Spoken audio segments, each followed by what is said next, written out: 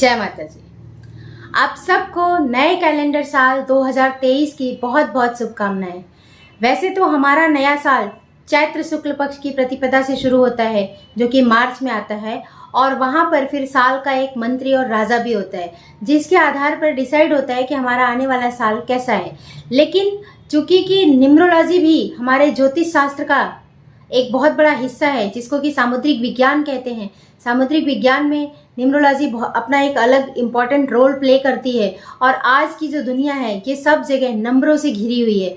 हम जैसे जैसे बड़े होते जाते हैं हमारे साथ नए नए नंबर्स जुड़ते जाते हैं, चाहे फिर वो हमारा बर्थ डेट हो, आधार कार्ड हो, पैन कार्ड हो, मोबाइल नंबर हो, बैंक अकाउंट नंबर हो, किसी भी तरीके का नंबर हो, हर साल हमारे साथ नए नए नंबर जुड़ते जाते हैं।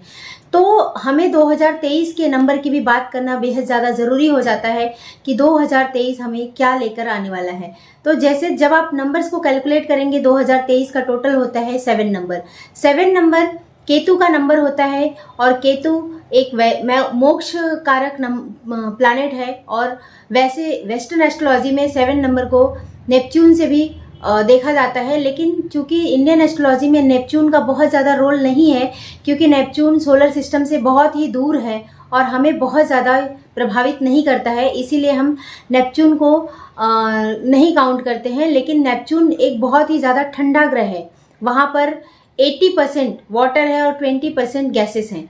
इसका मतलब है कि आने वाला साल जो है 2023 ये काफ़ी ठंडा रहेगा, वेदर में काफ़ी ज़्यादा कूल रहेगा, और बारिश के भी आसार बहुत ज़्यादा बने रहेंगे इस साल। तो अब हम बात करते हैं नंबर 7 केतुदेव की। केतुदेव की बात करेंगे अगर हम, तो हमें फिर राहु की भी बात करनी बेहद ज़्यादा ज़रूरी हो जाएगी, क्योंकि आप जानते हैं कि राहु और केतु एक ही शख्स के दो पार्ट हैं। जो राहु है वो सिर से ऊपर का हिस्सा है, और जो केतुदेव हैं वो धड़ हैं। आपको पता होगा कि जब समुद्र मंथन हुआ था और एक राक्षस ने छल करके अमृत का पान कर लिया था, तब भगवान विष्णु ने अपने चक्र से उसका सर धड़ से अलग कर दिया था। तो जो सर का हिस्सा है वो राहु बन गया, और जो नीचे का पार्ट है पूरी बॉडी वो केतु बन गई।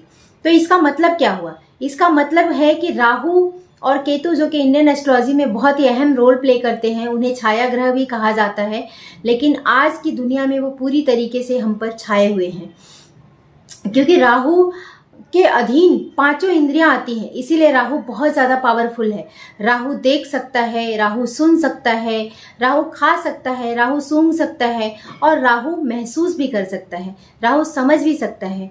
तो इसका मतलब है कि केतु देव जो हैं उनके पास सिर्फ मन की शक्ति है, दिल की शक्ति है। तो लेकिन राहु प्रत्यक्ष रूप से देखता है, जो चाहिए उसे उसी वक्त चाहिए, क्योंकि वो देख सकता है कि उसे क्या मिला और क्या नहीं मिला। लेकिन केतु देव ऐसे नहीं है। केतु मोक्ष के प्लैनेट माने गए हैं, और दुनिया से उनका बहुत ज़्यादा मटेरियलिस्टिक वर्ड में केतु नहीं जाने जाते हैं। केतु आध्यात्म के देवता हैं, मन के कारक हैं, और वो मोक्ष प्रदान करते हैं। चाहे वो आपकी लत हो, आदत हो, आपको किसी भी चीज़ की ज़रूरत हो, इन सब चीज़ों से बहुत ज़्यादा आपको जुड़ाव नहीं महसूस होने देते। केतु एक डिटैचमेंट के भी प्लैनेट हैं, कि वो आप हर चीज़ से आपको अलग करते हैं। इसका मतलब है कि फिर भी केतु अप्रत्यक्ष रूप से देखते हैं, जैसे कि वो अपनी मन की आंखों से देखते हैं, मन के कानों से सुनते हैं, मन के मुंह से खाते हैं, और मन के दिमाग से वो महसूस करते हैं, और वहीं से वो स्पर्श भी करते हैं। तो 5 इंद्रियां केतु देव के पास भी हैं, लेकिन वो अप्रत्यक्ष रूप से हैं। प्रत्यक्ष रूप से इसका पूरा कंट्रोल राहु के पास है। इसीलिए राहु को देखिए कि सब कुछ चाहिए, लेकिन हम बात कर रहे हैं केतु देव की।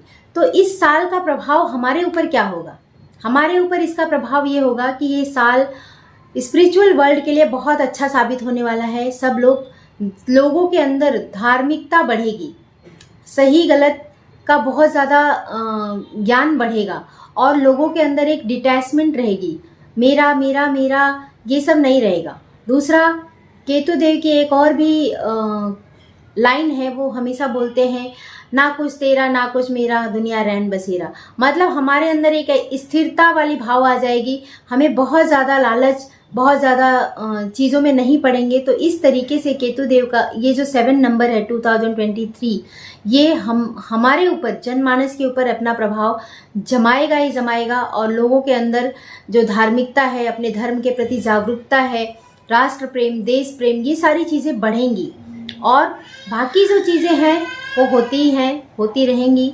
और उसके लिए अलग अलग नंबर्स और अलग अलग प्लैनेट्स भी जिम्मेदार होते हैं।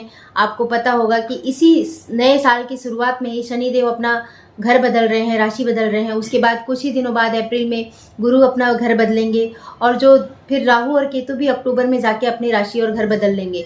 तो ये जो 4 मेजर प्लैनेट हैं, इनका भी ट्रांजिट इस वर्ष होने वाला है। इसलिए ये काफ़ी इम्पॉर्टेंट और महत्वपूर्ण साल रहेगा एस्ट्रोलॉजी के हिसाब से। तो मैं उम्मीद करती हूँ कि आप सबका ये साल बहुत ही अच्छा हो। आप सबको नए साल की ढेर सारी शुभकामनाएं। आपका साल आनंदमय हो, मंगलमय हो। इन्हीं शुभकामनाओं के साथ जय माता जी।